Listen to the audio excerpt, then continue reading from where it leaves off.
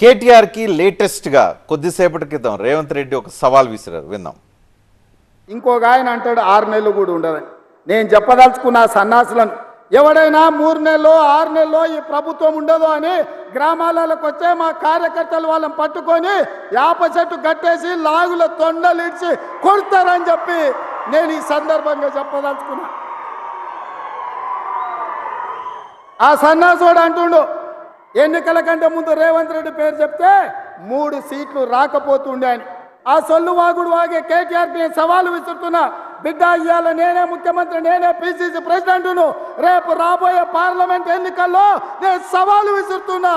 నీ చేతనైతే దమ్ముంటే నువ్వు మగోడివైతే ఈ తెలంగాణ రాష్ట్రంలో బిడ్డ ఒక్క సీటు గెలిచి చూపించు. నీ అయ్యా నువ్వు వస్తావో నీ అయ్య వస్తాడో మా కార్యకర్తలు చూసుకుంటారు. బిడ్డ నువ్వు అనుకుంటున్నావా అల్లా తప్పగాడని? అల్లా తప్పగాలం కాదు, అవులగాలలాక అయ్య పేరు చెప్పుకొని కుర్చీలో కూర్చోలు. రైట్, సుమన్ గారు విన్నారా? ఒక్క సీటు తెచ్చుకొచ్చి చూపించండి అని చెప్పి సవాల్ విసురుతున్నారు. ఇప్పుడు నేను కూడా సవాళ్ళు విసురుతున్నా మరి రేవంత్ రెడ్డి గారికి. ఒక్క సీటు గెలిస్తే ఈయన ముఖ్యమంత్రి పదవికి రాజీనామా చేస్తాడా? ఈయన వాళ్ళ చేవేళ్ళలో సవాల్ ఇసిరిండు కదా, ఒక్క సీట్ అన్న గెలువురు కేటీఆర్ దమ్ముంటే చూసుకుందామని మాట్లాడుతున్నాడు కదా. మేము కూడా బీఆర్ఎస్ పార్టీగా మరి సవాల్ విసురుతా ఉన్నాం. స్వీకరిస్తాడా ముఖ్యమంత్రి? ఆయన అన్నదే ఆయనకు అడుగుతా ఉన్నా నేను. ఒక్క సీటు మేము గెలిస్తే మరి ముఖ్యమంత్రి పదవికి రాజీనామా చేస్తాడా? అసలు మీరు ఒక్క సీట్ అన్న గెలవగలుగుతారా? ఆయన అడుగుతున్నా. అదే అంటున్నా, మేమేమంటున్నాం, ఒక్క సీటుకు మించి మేము గెలుస్తాం. మీరు గెలవలేరని మీరు అంటున్నారు, గెలుస్తామని మేము అంటున్నాం. మరి మేము గెలిస్తే నువ్వేం చేస్తావు? సవాల్ చేస్తున్నావు కదా ఇప్పుడు. కేటీఆర్ నువ్వు వస్తావు నీ అయ్యేస్తాడా అని అంటున్నావు కదా నువ్వు ముఖ్యమంత్రిగా. ఇప్పుడు మేమేమంటున్నాం, మేము గెలిచి చూపిస్తాం. మరి గెలిస్తే ఏం చేస్తావు? నువ్వు ముఖ్యమంత్రి పదవి నుంచి దిగిపోతావని నేను అంటున్నా. నేను సవాల్ చేస్తా ఉన్నా. నా సవాల్ను రేవంత్ రెడ్డి కాంగ్రెస్ పార్టీ స్వీకరించాలి ఒకటి. రెండవది, పదే రేవంత్ రెడ్డి గారు రెచ్చగొట్టే ధోరణితో ఇష్టం వచ్చినట్టుగా మాట్లాడుతున్నారు.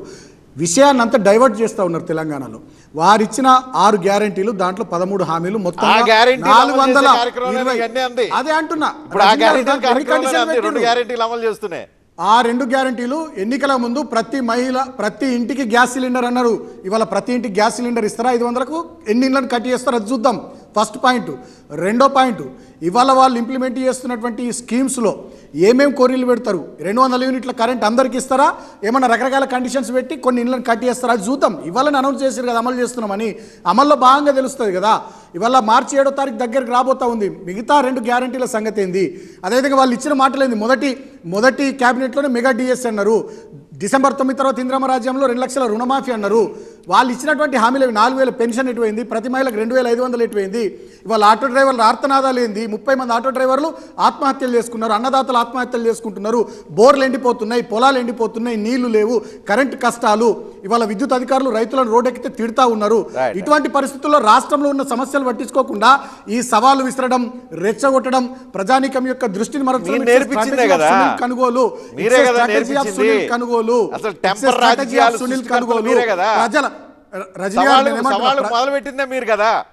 ప్రజల దృష్టిని మరల్చడమే లక్ష్యంగా ఆయన ఈ రకమైనటువంటి ప్రయత్నాలు చేస్తూ ఉన్నారు. ఎస్, మేమేమంటున్నాం, ఆయన మాట్లాడిన దానికి ప్రతిదానికి స్పందిస్తూ ఉన్నాం.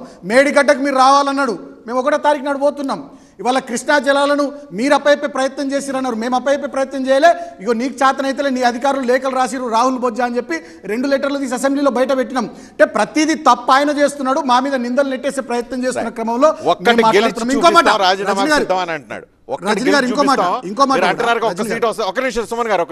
ఒక్క సీట్ వస్తుందా కమాన్ అంటున్నారు కదా, ఒకటి గెలిస్తే రాజీనామా చేస్తారా అంటున్నాడు ఆయన.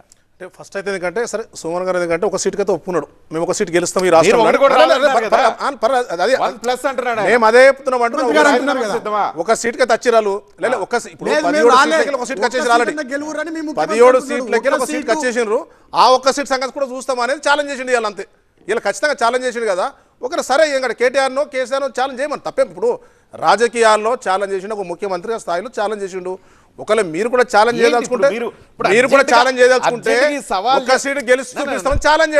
ఈ సవాల్ విసిరి ఇప్పుడు ఏదో మీరు 2 గ్యారెంటీలు ఇంప్లిమెంట్ చేయడానికి మీటింగ్ పెట్టారు.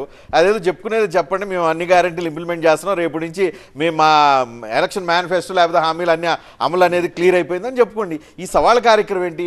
డౌట్ వస్తుంది, మీరు డైవర్ట్ చేస్తున్నారా? డైవర్ట్ మేము చేస్తలేము. అది ఏ సందర్భంలో మాట్లాడిందంటే ఇవాళ కేటీఆర్ గారు మాట్లాడారు, ఏమని మాట్లాడినరు? రేవంత్ రెడ్డి పేరు చెప్తే 30 కూడా వచ్చేటి కావని మాట్లాడిండు. ఇలా రేవంత్ రెడ్డి పేరు చెప్పడం వల్లనే 56 వచ్చినాయి. అది అందరికీ తెలుసు. ఇలా కాంగ్రెస్ పార్టీకి తెలుసు, ఢిల్లీలో ఉన్న కాంగ్రెస్ పార్టీ తెలుసు, 64 వచ్చినాయి, రాష్ట్ర ప్రజలకు తెలుసు. ఇలా ఆయన ఏమంటాడు? రేవంత్ రెడ్డి పేరు రేవంత్ రెడ్డి పేరు చెప్తే 30 వచ్చినా కేటీఆర్ అంటాడు. రేవంత్ రెడ్డి పేరు చెప్తే 30 వచ్చినాయి కదా, రేపు పొద్దున మీరు ఒక సీట్ గెలిపించి చూడని కౌంటర్ వేసాడు. దానికి మరి మీరు కూడా రాండి కదా సవాల్గా. రేపు పొద్దున మేము ఒక్కటి గెలిచి చూస్తాము, అప్పుడు మీరు అది ఇప్పుడు సుమన్ గారు అన్నారు, ఓకే ఒక్కటి గెలిస్తే మీరు ముఖ్యమంత్రి దిగిపోతారా ఉంటారా అని అన్నాడు. ఓకే మీరు సవాల్ వేసి చూడరు కదా, ఏమవుతుందో కేటీఆర్ అనుకో కేసీఆర్ సవాల్ వేసి చూడరు, వేసి చూస్తే తెలుస్తుంది కదా. మీరు అంటే మీరు ఇప్పటికే ఒక్కటి గెలిపించుకుంటామని మీరు వచ్చారు, కన్ఫర్మ్గా వచ్చేసారు. ఆ ఒక్కటి కూడా ఓడగొడతామని మేము అనుకుంటున్నాము. సరే ప్రజలు నిర్ణయం తీసుకుంటారు, మీకు ఎందుకు ఓడగొట్టే? మీరు ఓడగొట్టాలి, బీఆర్ఎస్ కి సీట్ రాకుండా చేయాలని ఖచ్చితంగా జరుగుతుంది. అది మన ప్రజలు ఓడగొడతారు ఇప్పుడు, ఎందుకంటే ప్రజలు ఓడగొట్టే పరిస్థితులు వాస్తవంగా. ఎందుకంటే ఇలా ఎందుకు ఆ మాట వచ్చిందంటే ఇలా కేటీఆర్ కైనా కేసీఆర్ కైనా లెఫ్ట్లు రైట్లు భయపడుతున్నారు, ఉండడానికే భయపడుతున్నారు. మరి ఇన్ని రోజులు అధికారం ఉండి అపోజిషన్ లో కాంగ్రెస్ పార్టీ కానీ గత ప్రభుత్వం తెలుగుదేశం ఎన్ని ప్రభుత్వాలు కూడా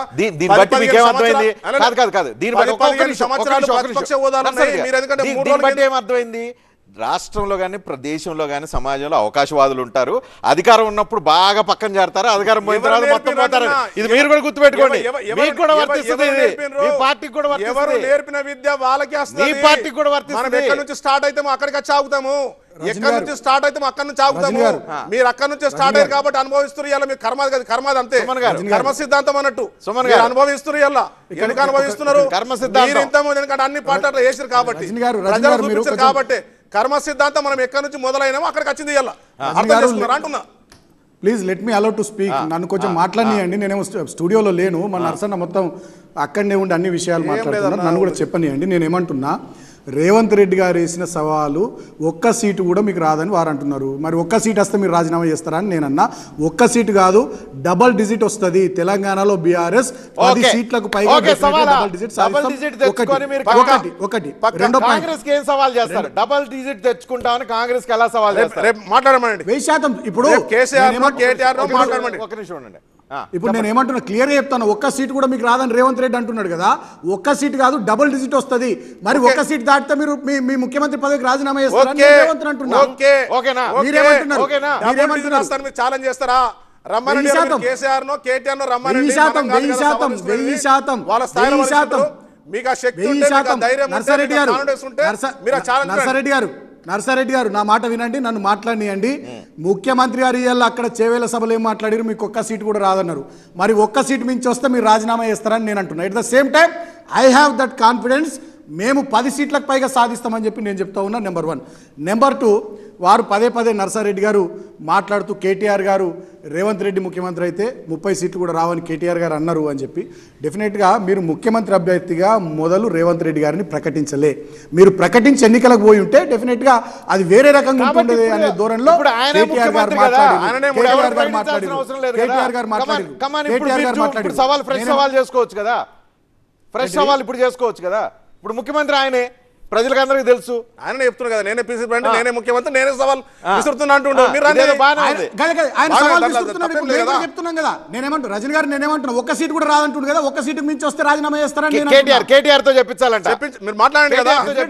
సందర్భం వచ్చినప్పుడు కేటీఆర్ గారు ఖచ్చితంగా మాట్లాడమనండి. ఇంకో విషయం చెప్తున్నా, సవాల్ విసిరిండు, ఒక్క సీట్ కూడా రాదన్నాడు. సుమన్ గారు అంటే ఒక్క సీట్ కు పరిమితం అయ్యండి. ఒక సీట్ అయితే మీకు గ్యారెంటీ గెలుచుకుంటామని చెప్తున్నాడు. ఒక్క సీట్ గెలుస్తారా మీరు? రేవంత్ గారి స్కూల్లో ఏరినాక మీరు కూడా ఇట్లా మారిపోతారు అనుకోలేదన్నా. నువ్వు కూడా రేవంత్ రెడ్డి లెక్క